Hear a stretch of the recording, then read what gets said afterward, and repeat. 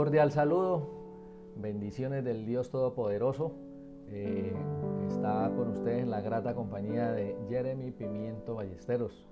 Es un gusto y un honor poder compartir con ustedes estas temáticas en esta ocasión referente al tema que nos atañe en esta fecha, y es referente al tema de la Navidad. Mucho se habla entonces de la Navidad, del origen, de dónde, hasta dónde es paganismo, cuál es el verdadero origen, si como cristianos celebramos Navidad o no celebramos Navidad, hasta qué punto tal vez armar mi arbolito. Entonces algunos arbolitos sí, pesebre no, otros pesebre sí, arbolito no, luces sí, luces no. Entonces está como esa gran discordia, diríamos, esa controversia entre si como cristianos celebramos Navidad o no celebramos Navidad. Ese es el gran dilema al respecto. Entonces a ese tema es que quiero hacer referencia en esta ocasión y ver desde la perspectiva, diríamos, desde la parte histórica y teológica. Entonces vamos a ver ese enfoque histórico de dónde es el origen de la Navidad, pero también vamos a ver bíblicamente o teológicamente qué trascendencia tiene para nosotros como cristianos.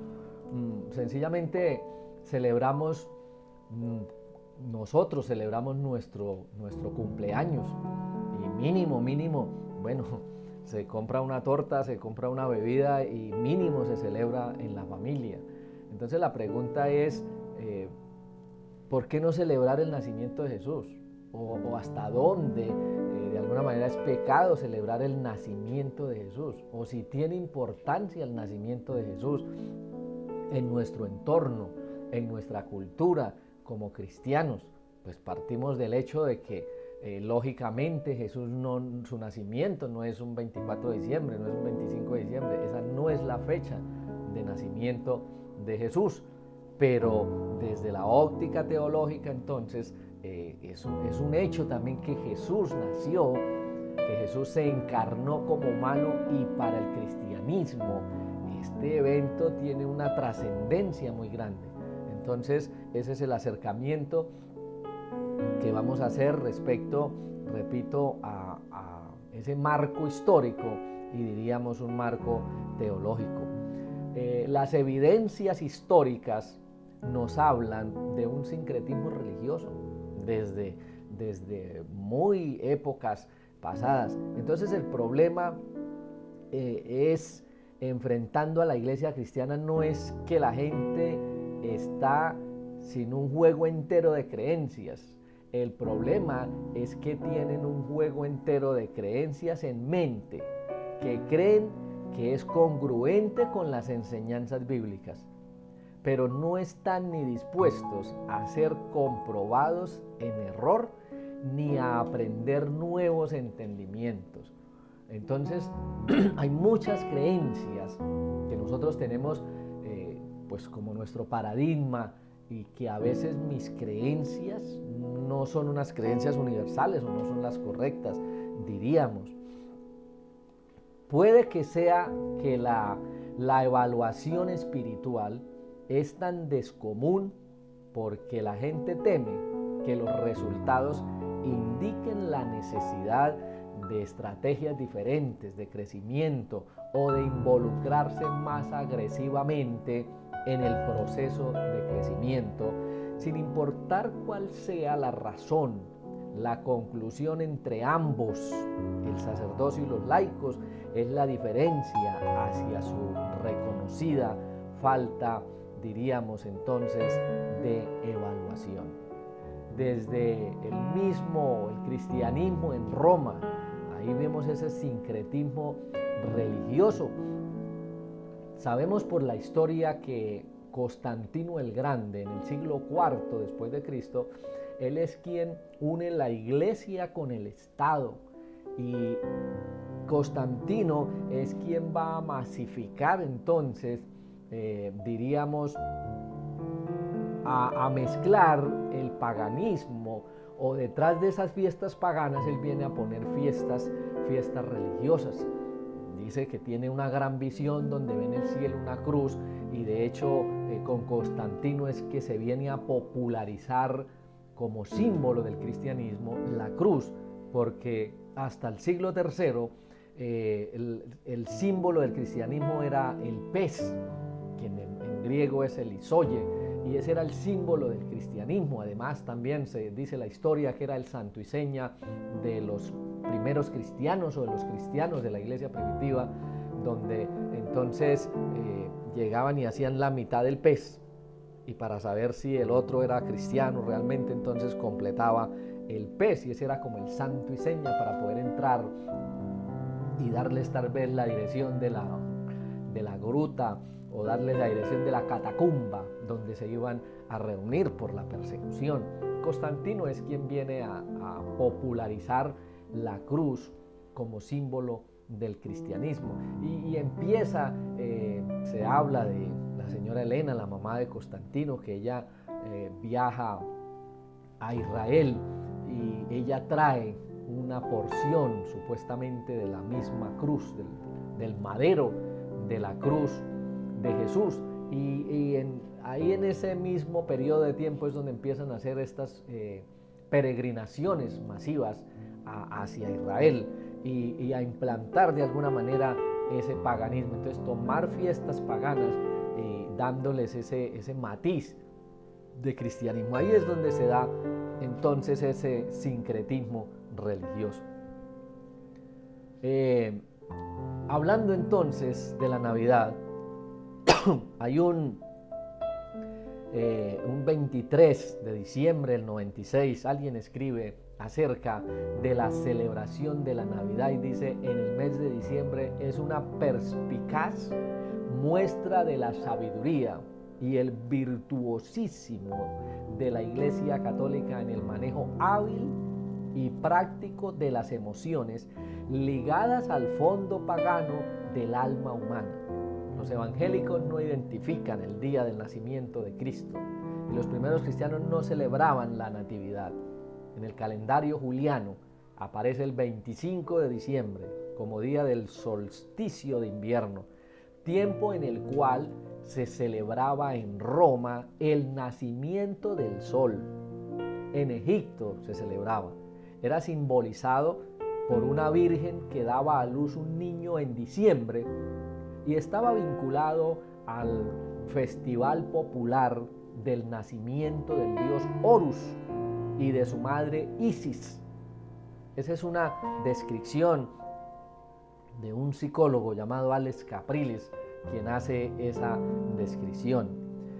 Si nosotros viajamos en el tiempo y vamos al libro de los orígenes, al libro de Génesis, en Génesis capítulo 10, versículo 8, encontramos a un bisnieto, al bisnieto de Noé, que es el esposo de Semirmis, el famoso Nimrod, quien es el constructor de la torre de Babel. Es un sumerio en Mesopotamia. Desde ahí viene entonces ese origen. Al respecto de Tamuz, sabemos que los babilonios, los asirios, fueron los primeros en celebrar un cumpleaños el 25 de diciembre en esa tierra, y fue para celebrar el nacimiento del legendario niño dios Tamuz, que era el supuesto hijo de Nimrod. En la leyenda de Nimrod, según la creencia de los babilonios, la creencia de los asirios, al morir Nimrod, su espíritu voló al sol, el que tomó posesión de él y llegó a ser inmortal. Así, él llegó a ser Bel-Samán, o Señor del Cielo, o Dios Sol. Semiramis, según la creencia, quedó embarazada. Esta proclamó a sus súbditos que, siendo ella una virgen, el espíritu de Nimrod había bajado a ella y había entrado en su matriz a través de un rayo del sol. Esto dio resultado del nacimiento del legendario dios Niños llamado Tamuz con Z, cuyo nacimiento ocurrió el 25 de diciembre, el nacimiento del dios Tamuz. Eso lo encontramos en la leyenda de Nimrod, y por eso en las diferentes culturas vemos esa misma figura en Babilonia de una virgen con el niño, en misma Siria, en misma India, en Asia, y de hecho pues en Colombia también, ¿no? La Virgen María con el Divino Niño en Egipto. Bueno, esas leyendas. Hablando entonces un poco de esa Saturnalia, sabemos que histórica y culturalmente que la fecha cercana al 25 de diciembre tomaba una significancia muy importante para las culturas antiguas, llámense aztecas, llámense, cada uno de estos grupos indígenas, estas culturas indígenas, este 25 de diciembre respecto con el solsticio. La Escritura nos dice en Levíticos capítulo 18, versículo 30, dice: por tanto guardaréis mi ordenanza, no practicando ninguna de las costumbres abominables que se practicaron antes de vosotros, para que no os contaminéis con ellas. Y yo soy el Señor vuestro Dios. Desde la Torá lo está refiriendo. En Marcos capítulo 7, versículos 5 al 9, dice que le preguntaron los fariseos y los escribas: ¿por qué tus discípulos no andan conforme a la tradición de los ancianos, sino que comen pan con las manos inmundas? ¿Por qué no se lavan las manos? Respondiendo él les dijo: hipócritas, bien profetizó de vosotros Isaías, como está escrito: este pueblo de labios me honra, mas su corazón está lejos de mí. Pues en vano me honran, enseñando como doctrinas mandamientos de hombres, porque dejando el mandamiento de Dios, os aferráis a la tradición de los hombres, los lavamientos de los jarros y de los vasos de beber, y hacéis otras muchas cosas semejantes. Les decía también: bien invalidáis el mandamiento de Dios para guardar vuestra tradición. En el capítulo 12 de Deuteronomios dice que destruiréis enteramente todos los lugares donde las naciones que vosotros heredareis sirvieron a sus dioses, sobre los montes altos, sobre los collados y bajo todo árbol frondoso. Derribaréis sus altares, quebraréis sus estatuas, quemaréis sus imágenes de acera, destruiréis las esculturas de sus dioses y borraréis de su nombre de aquel lugar. No haréis como todo lo que hacemos nosotros aquí ahora, cuando uno lo que bien le parece, cada uno lo que bien le parece. Cuando Jehová tu Dios haya destruido delante de ti las naciones que tú vas a poseer y las heredes y habites en tu tierra, guárdate que no tropieces siguiendo el ejemplo de ellas después que sean destruidas delante de ti. No preguntes acerca de sus dioses diciendo: ¿de qué manera servían aquellas naciones a sus dioses para que yo también les sirva de igual modo? No harás así a Jehová tu Dios, porque todas las cosas abominables que Jehová aborrece las hicieron ellos a sus dioses. Pues aún a sus hijos y a sus hijas quemaban al fuego en honor a sus dioses. Cuidarás de hacer todo lo que yo te mando. No añadirás a ello, ni de ello quitarás. Destruiréis enteramente todos los lugares donde las naciones que vosotros heredareis sirviendo a sus dioses, sobre los montes altos, sobre los collados y debajo de todo árbol frondoso, derribaréis sus altares, quebraréis sus estatuas, quemaréis sus imágenes de acera, destruiréis las esculturas de sus dioses y borraréis su nombre de aquel lugar. Aquí vemos entonces el precepto y el mandato del Jehová, del Eterno, acerca de la nación de Israel para no mezclarse con la idolatría. Y esa es una de las razones por qué se le prohíben mujeres paganas. Porque el caso del Salomón conocemos que las mujeres desviaron su corazón. Porque después de estar enamorado Salomón y bueno, cualquier judío que tomara una mujer pagana, después de estar enamorado, entonces ella, mi amor, voy a celebrar la fiesta al Dios, yo te acompaño. Y ahí, por el amor a esa mujer, entonces él iba a entrar en ese sincretismo religioso, iba a entrar en la idolatría. Y la idolatría es uno de los pecados más, todos los pecados para Dios son iguales, pero que Dios aborrece grandemente es ese de la idolatría. Ese sincretismo religioso que quería tener la nación de Israel, adorar al Jehová Dios de los ejércitos, pero también adorar al Dios de sus mujeres, de sus esposas, en ese paganismo. Dentro del tema de la Navidad hay un tema que es el árbol de la Navidad, el arbolito de la Navidad. Entonces la pregunta ¿es pecado como cristianos poner en mi casa, vestir el árbol de Navidad? Están las dos tendencias entonces, las dos corrientes. Los unos que prohíben rotundamente, dicen es pecado el árbol de Navidad. Y los otros que dicen no es pecado, yo lo hago en casa, yo lo tengo. Existen numerosas conjeturas entonces en torno al origen del árbol de Navidad. Tenemos que siempre remontarnos al origen, de dónde surgió, de dónde nace. Y se trata de un rito cristiano que reconoce raíces paganas, en especial de los celtas, que al comenzar el solsticio de invierno adornaban un roble para asegurar el regreso del sol. Más adelante, en el siglo VIII, aparece un monje católico llamado Bonifacio, y él persuadió, Bonifacio, a los pueblos paganos que vivían en lo que ahora es la Alemania, que dejaran de adornar y adorar al sagrado roble en honor al dios Odín. Ese dios Odín es el famoso o el moderno Santa Claus.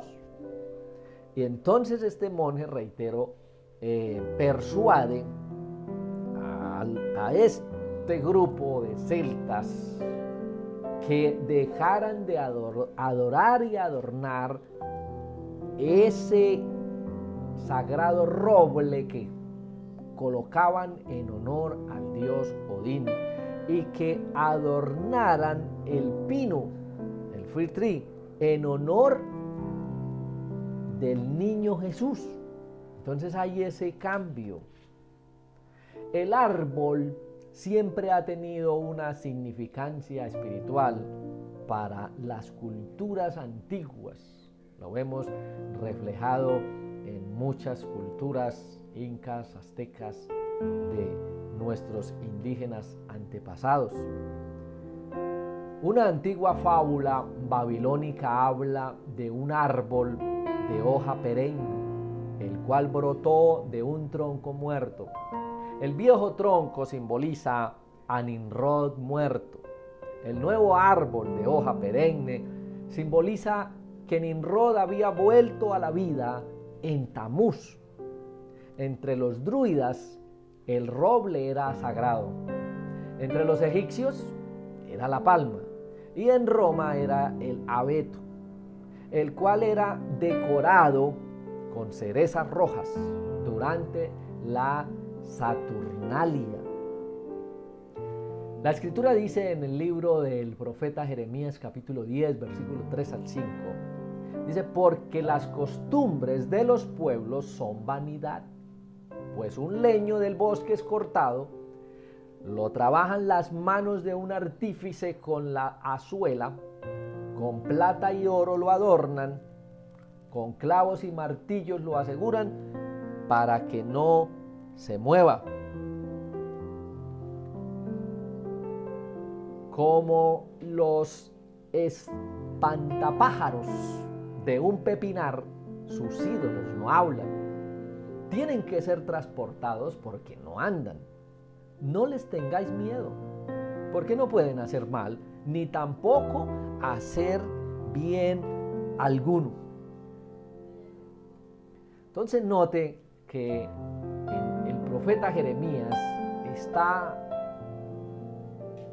como ese nabí, como ese enviado de Dios, está dando este mensaje porque Jeremías es un profeta del siglo VII, desde esa época muy antigua estaba entonces, las naciones cercanas estaban en ese paganismo.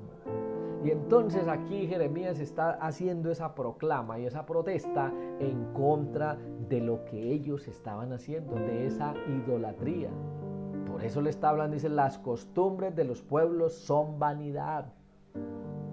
Porque esa idolatría no les lleva a nada y esos ídolos no van a ayudarles en absolutamente nada. Pablo también en Romanos habla de que no debemos conformarnos o no debemos imitar las costumbres paganas, pues son vanidad, lo dice al respecto. El tema de Santa Claus, el mito del famoso Papá Noel, es muy viejo. Ciertamente proviene de una transformación de los antiguos mitos nórdicos de Odín y de la noche de Yule. Durante esta fiesta del Yule Log de los celtas y teutónicos, se suponía que esta deidad, que este dios Odín, no podía faltar, ya que él tenía que presidir la fiesta para dar los premios o castigos a quien se lo merecía.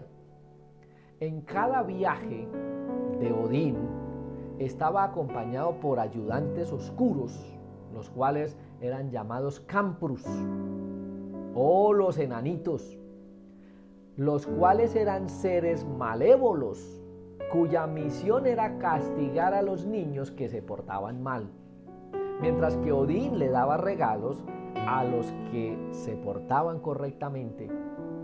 En Alemania y los países del norte de Europa aún vemos la figura de esos Krampus o los enanitos.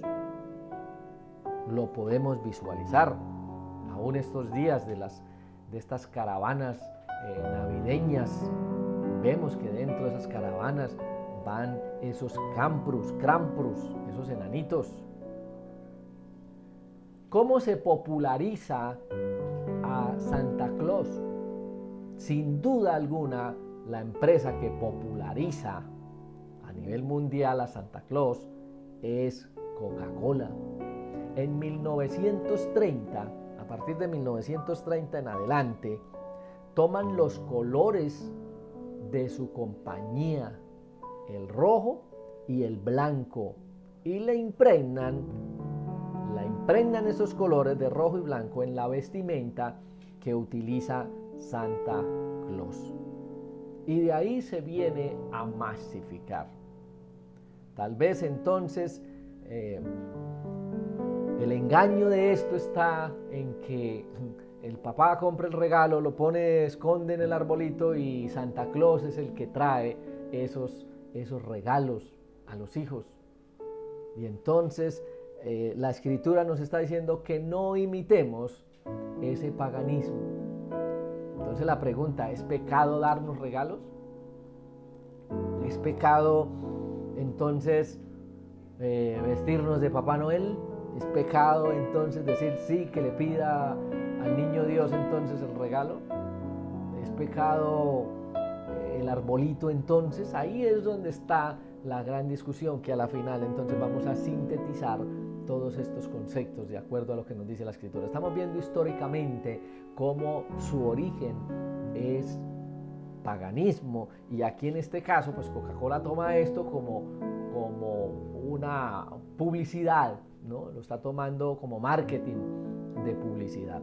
De hecho, para los americanos, el día o la temporada del año donde gastan más dinero, no sé, hablan de unos 57.000 billones de dólares que los americanos gastan, es en Navidad. Sus adornos, comidas, regalos, es donde más dinero gastan. Entonces está ese gran dilema. Ahora hablemos de las guirnaldas o muérdago que llaman, esas guirnaldas. El muérdago era una planta sagrada para los druidas y la planta tiene mucha similitud con las guirnaldas que vemos hoy, que adornan, hacen parte de los adornos navideños. La Enciclopedia Británica dice que los paganos europeos traían ramilletes de acebo a sus hogares y las ofrecían a las hadas de los bosques como refugios del severo clima invernal. Durante la Saturnalia, el festival romano de invierno, ramas de acebo eran intercambiadas como símbolo de amistad. Los más antiguos cristianos romanos aparentemente usaban el acebo como una decoración en la temporada navideña. Está relacionado lo mismo, ¿no? Las guirnaldas con el árbol de Navidad, con el pesebre y los demás adornos. Viene el tema del pesebre. El tema del pesebre, esta costumbre de representar el nacimiento de Jesús con figuritas. Esto se originó en la Edad Media, esto es más nuevo, más reciente. En la Edad Media, a mediados del siglo XIII, San Francisco de Asís fue el que lo hizo por primera vez en el siglo XIII. Recuerda algunos aspectos de la religión romana, específicamente el culto doméstico y a los antepasados llamados lares. Los lares eran divinidades romanas, hijos de la Naya de Lara y del dios Mercurio, cuyo origen se encuentra en los cultos etruscos a los dioses familiares. Era costumbre entonces para los romanos crear estatuillas pequeñas que los consideraban verdaderas divinidades. De ahí nace entonces el tema del pesebre. Y bueno, entonces note que es algo de la cultura romana que se mezcla con el cristianismo, y después ya vemos esos pesebres modernos entonces que ya le colocan hasta pistas de autos, le colocan, bueno, una cantidad de elementos al respecto para esa decoración. El verdadero nacimiento entonces. Los evangelios nos señalan que Juan el Bautista, hijo de Zacarías, nació en la Pascua, en esa Pesá, en el mes de abril o de Nisán. El relato nos dice que Jesús nació 6 meses después de Juan. Por tanto, la fecha más probable del nacimiento de Jesús, que eso lo tenemos claro los cristianos, es que no fue un 25 de diciembre. Jesús no nació un 24 de diciembre, ni un 25 de diciembre. No es la fecha. Porque de acuerdo a este nacimiento de Juan Bautista, probablemente es probable que Jesús haya nacido entonces entre septiembre y octubre, considerando que el calendario hebreo es distinto al nuestro. Entonces no es la fecha exacta al respecto.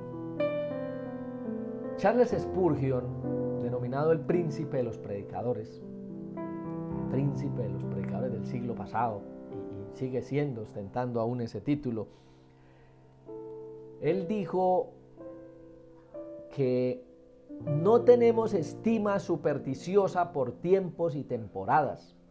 Ciertamente no creemos en el presente arreglo eclesiástico llamado Navidad. Primero, porque no creemos en la misa en nada, si no la odiamos, ya sea dicha o cantada en latín o en inglés. Esa expresión la dijo el príncipe de los predicadores un 24 de diciembre del año 1871. Ellen Elbert Shirley Harleston habló algo en uno de sus libros llamado El lado oscuro de la historia cristiana. Él dice que en 1647 el Parlamento inglés ordenó que la Navidad, junto con otras festividades paganas, debía dejar de ser celebrada. Una acta parlamentaria de 1652 repetía que no habrá que efectuarse celebración alguna el 25 de diciembre, comúnmente llamado Día de Navidad, ni cualquier solemnidad usada o ejercitada en las iglesias a ese respecto. El mercado debía mantenerse, las tiendas debían permanecer abiertas el día de Navidad. En Nueva Inglaterra, donde la celebración de la Navidad era considerada una ofensa criminal y permaneció prohibida hasta la segunda mitad del siglo XIX. Una persona atrapada celebrando la Navidad estaba sujeta a terminar en el potro de tortura o poste de flagelación. Los dueños de fábricas cambiaron las horas de funcionamiento para las 5 de la mañana en Navidad y amenazaban con cesar a quienes llegaban tarde.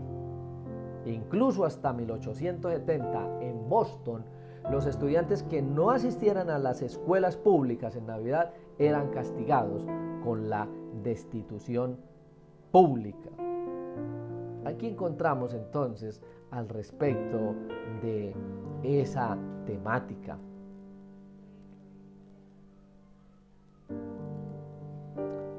Con ese marco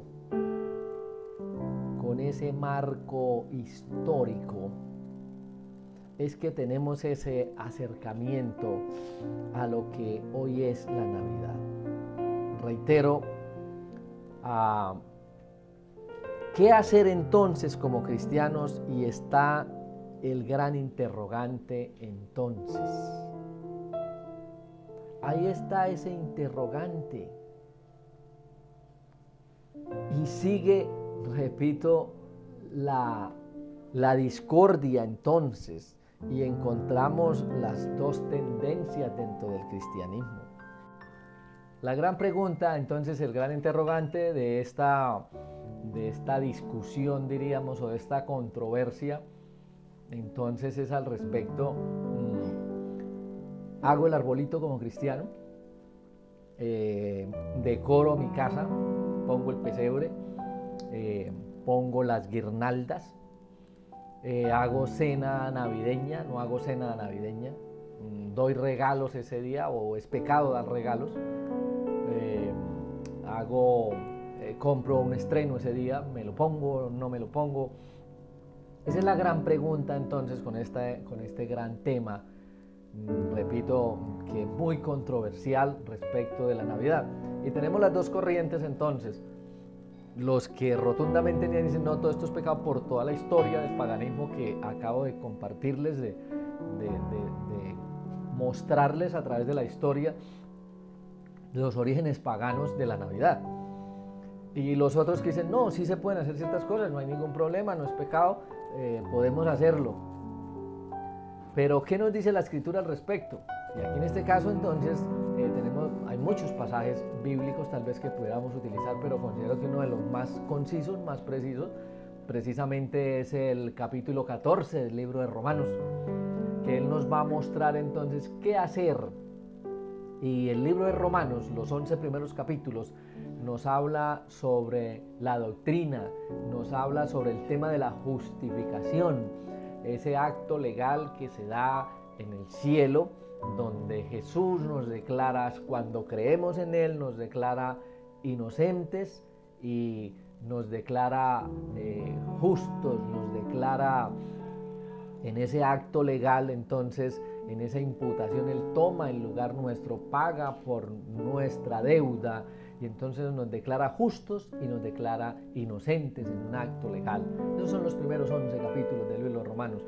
Los capítulos 12 al 15, entonces Pablo viene a mostrar y dice, ahora que usted es justificado, usted debe mostrar o tiene como cristiano, unos deberes. Y esos deberes entonces son los que, dentro de esos deberes está el capítulo 14. Y reitero, pueden haber muchos pasajes de la Escritura, pero este es el más conciso respecto a ese tema. Pongo el arbolito, pongo el pesebre, decoro, pongo luces, no pongo luces, estoy participando, estoy celebrando.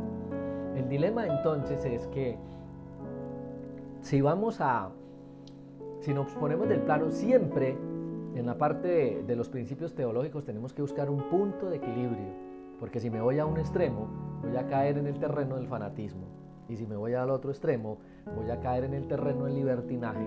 Siempre tengo que mantener una línea de equilibrio, que es lo que Pablo nos plantea en sus cartas. Y porque sencillamente si me pongo del plano rotundamente a negar, no es pecado la Navidad, completamente no hago nada, pues deberíamos no hacer nada. Pero entonces el dilema es que no, el arbolito es pecado, poner luces es pecado, hacer pesebre es pecado. Pero no es pecado entonces hacer cena navideña, no es pecado ir a comprar un estreno y ponérmelo, no es pecado dar regalos. Entonces sencillamente se trata de buscar ese equilibrio entonces, porque si hago unas cosas y otras no, o hago todo o no hago nada, ¿cierto? O entonces está del otro lado. Y como hablábamos extra micrófonos con el pastor Henry, entonces a veces tal vez en las casas ver los niños frustrados porque los niños tienen juguetes en su Navidad y los niños de los no cristianos no tienen juguetes. Entonces está esos elementos. Y sencillamente entonces el capítulo 14 de Romanos nos sirve como de base doctrinal, y reitero, Romanos 14 es usted que ya conoce la teoría que dio en los 11 capítulos de Romanos, ahora debe practicar como cristiano, es tener estas prácticas como cristiano. Y Romanos, precisamente el capítulo 14, nos habla de los débiles en la fe. Y dice que al débil en la fe hay que recibirlo, pero no para contender sobre opiniones. Y dice el versículo 2 que uno cree que se ha de comer de todo, otro que es débil solo come legumbres. Entonces aquí cabe lo de Navidad. Uno cree que se debe celebrar Navidad, hacer celebración de cena, decorar y todo lo concerniente a la Navidad. Y el otro dice, no se debe hacer nada. Entonces Pablo dice, no contiendan con eso. Porque entonces aquí, parafraseando el versículo 3 del capítulo 14, dice, el que come de todo no menosprecia al que no come. Aquí podríamos entonces parafrasear y decir, el que celebra Navidad no menosprecia al que no la celebra. Y la segunda parte del versículo dice, y el que no come, no juzgue al que come porque Dios lo ha recibido. Parafraseando sería, y el que no celebra Navidad, no juzgue al que celebra porque Dios lo ha recibido. Entonces note que a los dos se le cuenta como pecado. Al que lo hace, le dicen no menosprecie. Y al que no lo hace, no juzgue al que lo hace. Ese capítulo entra perfectamente en esto. Porque entonces, ¿celebro o no celebro? Entonces muchas iglesias hacen unas alboradas navideñas. Los otros, bueno, están celebrando de alguna manera. Y entonces cantan villancicos alusivos a la Navidad, otros no. Entonces ahí va el dilema. Y este es el centro, diríamos, el principio teológico entonces. El que lo hace no menosprecie al que no lo hace. Y el que no lo hace no juzgue al que lo hace, porque entonces está diciendo que a los dos se le considera pecado, el uno por menospreciar al otro y el que no lo hace por juzgar al que lo está haciendo. Por eso en el versículo 4 dice, ¿tú quién eres que juzgas al criado ajeno? para su propio Señor está en pie o cae, pero estará firme porque poderoso es el Señor para hacerlo estar firme. Y mucho más concreto el versículo 5 del capítulo 14 de Romanos, cuando dice: uno hace diferencia entre día y día, mientras que otro juzga igual todos los días. Cada uno esté plenamente convencido de lo que piensa. El que distingue entre un día de otro, lo hace para el Señor. Esa es la clave. Y el que no distingue el día para el Señor, no lo hace. El que come para el Señor come, porque da gracias a Dios. Y el que no come para el Señor no come, y también da gracias a Dios. Ahí está entonces la clave. ¿Para quién lo hago? Usted decora, usted celebra, pero ¿para quién lo hace? ¿Lo hace para el Señor? ¿O lo hace para mostrarle a los vecinos cómo puede extender 200 metros de manguera y meter las luces habidas y por haber? ¿Para qué lo hace? Ese es el sentido. ¿Para qué lo hago? ¿Para qué hago la cena navideña? Para mostrar pues a los demás y tal vez montar unas selfies y mostrar, mire los 3 pavos ahumados que compré, y mostrar entonces que tengo opulencia en la comida. ¿Para qué lo hace? Es el sentido entonces. Lo hago para el Señor, porque Pablo habla de que todo debemos hacerlo como para el Señor. ¿Por qué lo estoy haciendo? ¿Para qué lo hago? ¿Cuál es el sentido entonces? Y en muchas ocasiones satanizamos situaciones, cosas, eventos, y como diríamos nosotros naturalmente, le ponemos tiza a unas cosas y a otras no. Entonces a veces le damos relevancia a cosas que no vienen al caso, ¿cierto? Entonces la Escritura también nos dice que no es lo que entra en la boca lo que contamina, sino lo que sale de la boca. No es lo que me ponga, no es lo que use. Ese es el otro elemento entonces. Reitero, ¿para qué lo estoy haciendo? Porque entonces, ¿qué es más pecado? Diríamos entonces. ¿Qué es más pecado? No hacer cena navideña, no hacer decoraciones navideñas, pero estar en pleitos, en gritos con la esposa, con los hijos, en falta de perdón, en iras, en contiendas. ¿Qué es más pecado? ¿Estas obras de la carne o hacer una decoración? Entonces note que a veces nos contradecimos en nuestras teologías, en nuestras creencias, nos contradecimos nosotros mismos. Repito, aplicamos pecado a cosas que no son pecado a la final, que no van a dañar mi vida espiritual, pero otras que sí afectan, entonces a esas sí no le ponemos tiza. Y por eso en el capítulo 14 de Romanos es claro, dice: haz todo lo que hacerlo como para el Señor. Porque Pablo más adelante dice que ninguno de nosotros vive para sí mismo ni muere para sí mismo, porque si vivimos, vivimos para el Señor, y si morimos, morimos para el Señor, porque a la final del Señor somos. Entonces, si tienes dudas respecto a esta celebración de Navidad, pues es preguntarle al Señor: Señor, yo vivo para ti, no vivo para mí. ¿Esto que hago está bien delante de ti? Y Dios pondrá paz en su corazón, porque no se trata de hacer las cosas por unos dogmas, porque en la iglesia me prohíben, no me prohíben, el pastor sí permite, no permite. Y siempre la pregunta de la gente: ¿su pastor en su iglesia lo dejan celebrar Navidad? ¿Decorar? ¿Su pastor? Entonces no es que la iglesia, la esencia o el chiste no está en que la iglesia me prohíbe o no me prohíbe. Ah, no, en mi iglesia sí no me prohíben. No, es el Señor. Porque somos del Señor. Entonces, ¿qué dice el Señor al respecto? ¿Me deja o no me deja? Ahora, el otro plano de este tema de la Navidad es: nosotros todos celebramos, como lo decía, celebramos la celebración de cumpleaños, celebramos los aniversarios, celebramos, bueno, muchas fiestas nosotros las celebramos. Pero entonces la pregunta es: ¿cuándo, que no sea en esta fecha, cuándo se celebra el cumpleaños de Jesús, por ejemplo? Ah, no, es que eso es pagano. Bueno, si es tan trascendente, porque es trascendente dentro del cristianismo ese nacimiento del Mesías, ese nacimiento del Hijo de David, ese nacimiento nacimiento del Hijo del Hombre, del Jesús encarnado. Es la encarnación de Jesús, porque a veces hablamos entonces nosotros sobre, cuando hablamos de la redención, hacemos referencia a la muerte de Cristo, a la resurrección de Cristo, pero se nos olvida mencionar la encarnación de Jesús. Cuando el Jesús divino se hace humano, cuando ese divino, la única manera de acercar a los humanos al Dios, a la divinidad, es que ese divino se hiciera humano para poder acercar a los humanos al Dios divino, a la divinidad. Y entonces la única manera es que Jesús se venga a encarnar como humano. Entonces es de gran trascendencia de que ese Jesús se vuelva humano. Entonces es de gran importancia celebrar entonces el cumpleaños, diríamos, de Jesús.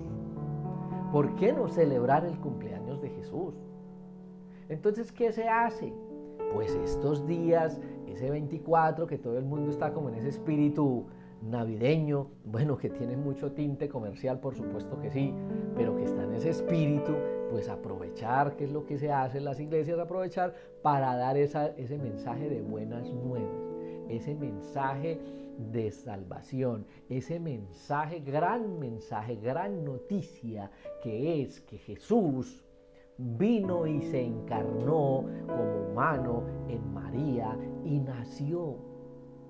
Bueno, si no es en esta fecha, entonces sería bueno buscar una fecha para celebrar el cumpleaños de Jesús, que tal vez las iglesias cristianas dijeran, bueno, estamos conmemorando, y alguien lo diría, pues bueno, eso se hace todos los días, o tal vez con la cena del Señor estamos anunciando que Él vino, se encarnó, murió, resucitó y está a la diestra de Dios el Padre. En parte con la cena del Señor hacemos esa proclamación pública, pero pública y no pública, ¿no? Porque es pública pero dentro de las comunidades cristianas, pero no al mundo, diciéndole al mundo. Entonces esta fecha yo considero que es una gran oportunidad para nosotros como hijos de Dios, para nosotros, como dice Pablo, que vivimos para el Señor y que somos en este binomio que coloca en Romanos, que somos fuertes, que somos maduros espirituales, ¿cierto? Porque aquí el paralelo es entre maduro espiritual y inmaduro espiritual, o el fuerte en la fe y el débil en la fe.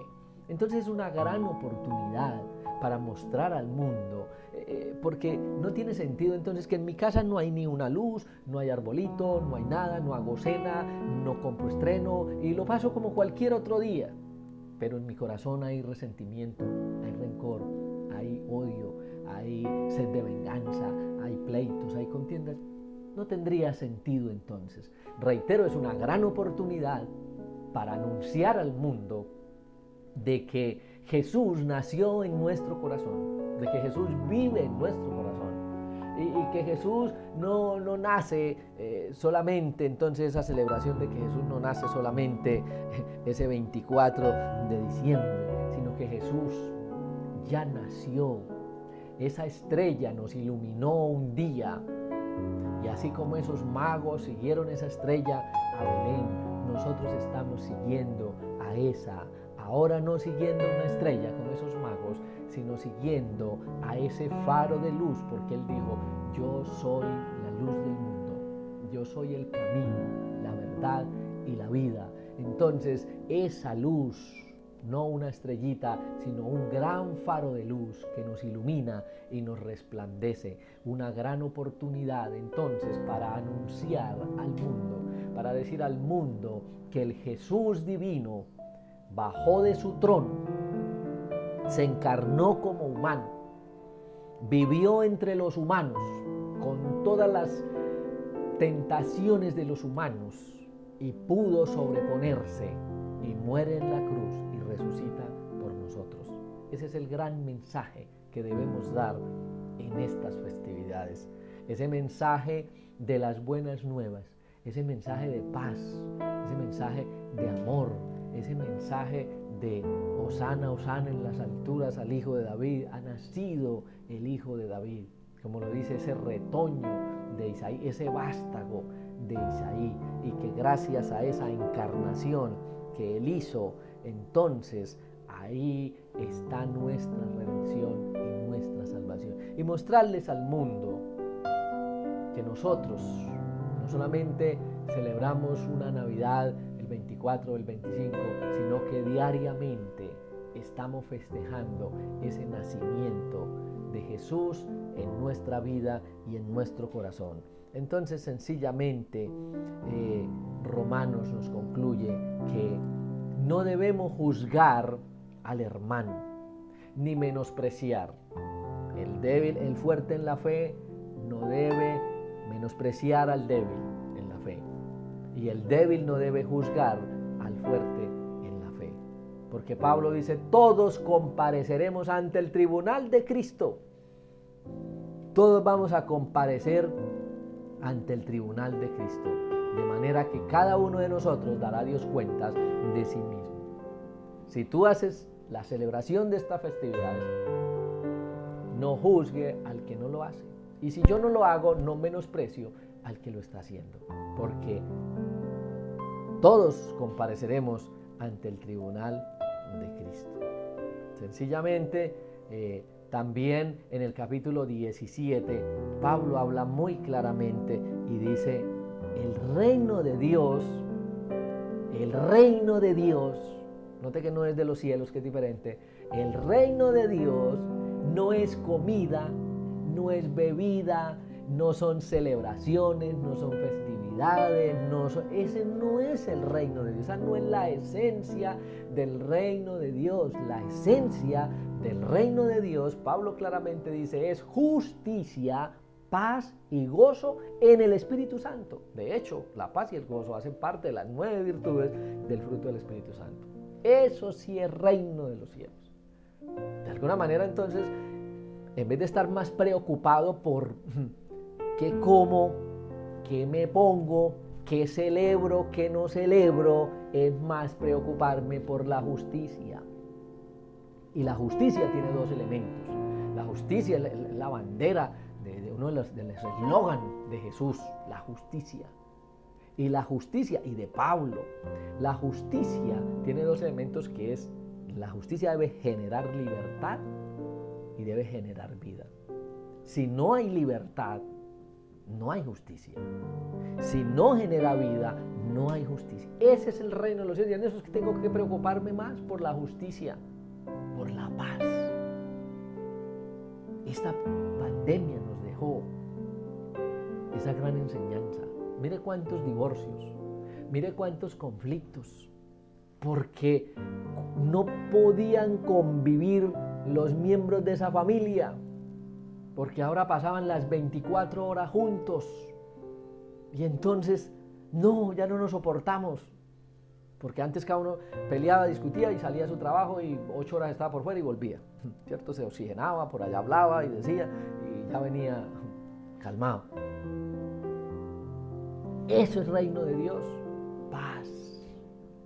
Y cuando Jesús nació en nuestro corazón, nos trajo paz y nos trajo gozo en el Espíritu Santo. Ese es el reino de Dios. En el versículo 15, capítulo 15, versículo 1, los que somos fuertes debemos soportar las flaquezas de los débiles y no agradarnos a nosotros mismos. Y el 22 dice, tienes tu fe, tenlas para ti mismo, delante de Dios. Bienaventurado el que no se condena a sí mismo por lo que aprueba, pero el que duda sobre lo que come, sobre lo que hace, se condena a sí mismo, porque no lo hace con fe, y todo lo que no proviene de fe es pecado. Que en estas fechas, entonces, espero que con estos 2 acercamientos desde la parte del marco histórico de esta celebración y desde la parte teológica, haya sido de edificación para su vida. Y sencillamente es aprovechar estas oportunidades de presentar al verdadero Jesús, no a ese Jesús bebé que lo ponen en un pesebre y que está ahí y que se hace esa novena de estas semanas y que solo queda ahí en unos villancicos y en unos cantos, en unas oraciones, en unos rezos, y dejarlo solamente ahí. Jesús no quiere que lo dejes en un pesebre. Jesús quiere que lo veamos no como ese bebé, que lo veamos como ese hombre que creció, ese hombre que mostró el reino de los cielos, ese hombre que mostró el camino, ese hombre que dijo yo soy la puerta, ese hombre que dijo si cree en mí, aunque esté muerto vivirá, ese hombre que dijo yo soy la resurrección y la vida. Que lo saquemos de ese pesebre y lo llevemos no a habitar. Él quiere entrar en los hogares no a un pesebre, sino Él quiere llegar a los hogares, a entrar en el corazón de cada uno de los miembros de esa familia, y de esa manera entonces sí habrá nacido el Mesías, habrá nacido el Cristo, habrá nacido el Redentor. Y Él quiere, repito, no entrar a los hogares a un pesebre, sino Él quiere entrar a nuestro corazón y vivir en nuestro corazón y ser quien gobierna el hogar. Y entonces ahí sí podríamos decir, como la canción, noche de paz, noche de amor, todo duerme en derredor, noche de paz y noche de amor. Pero Jesús, cuando nace y vive en nuestro corazón, no solo tendrá una noche de paz, como la noche de Navidad, sino que tendrá todas las noches del año. Serán noches de paz, todas las noches serán noches de amor, todas las noches serán noches de regocijo y de alegría en nuestro corazón. Que Dios los bendiga grandemente, que Dios nos guíe, que Dios nos ilumine y que Dios nos ayude entonces a poder ponerle el verdadero sentido que tiene entonces esta época de Navidad. Bendiciones, y espero que este tema haya sido de edificación a su vida, y mil bendiciones a todos.